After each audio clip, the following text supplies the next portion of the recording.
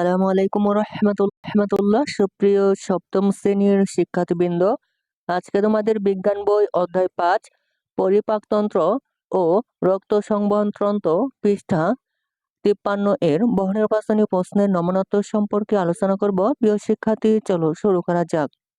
1 নম্বর বহুনির্বাচনী প্রশ্ন হচ্ছে, দেহের সবচেয়ে বড় গ্রন্থি কোনটি? দেহের সবচেয়ে বড় গ্রন্থি কোনটি? উত্তর হচ্ছে 1 ঘ যকৃৎ। উত্তর হচ্ছে 1 ঘ। 2 নম্বর প্রশ্ন হচ্ছে, লালায় থাকে কোনটি?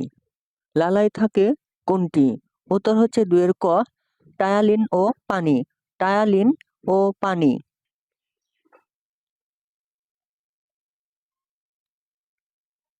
উদ্দীপকটি লক্ষ্য করো এবং 3, 4 ও 5 নং প্রশ্নের উত্তর দাও। প্রিয় শিক্ষার্থী, উদ্দীপকটি তোমরা ভালোভাবে লক্ষ্য করো। এম চিহ্নিত অংশ এন ও পি। 3 নম্বর প্রশ্ন হচ্ছে, নিউক্লিয়াস অনুপস্থিত থাকে। নিউক্লিয়াস অনুপস্থিত থাকে। উত্তর হচ্ছে 3 ক। উত্তর হচ্ছে 3 ক 1। 1 নম্বর হচ্ছে এম এন, এম অংশে এবং এন অংশে।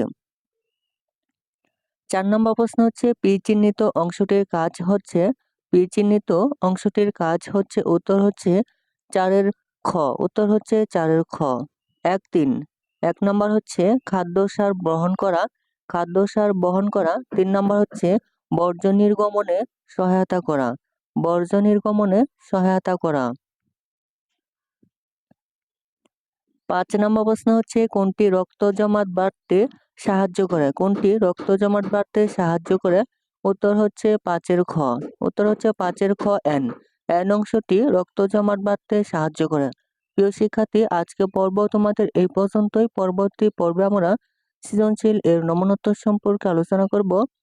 প্রিয় শিক্ষার্থী, সৃজনশীল প্রশ্নের নমুনোত্তর পেতে চ্যানেলটির প্লেলিস্ট দেখতে পারো। প্রিয় শিক্ষার্থী, অন্যান্য সকল বইয়ের নমুনোত্তর পেতে চ্যানেলটি এখনই সাবস্ক্রাইব করে রাখতে পারো। ধন্যবাদ।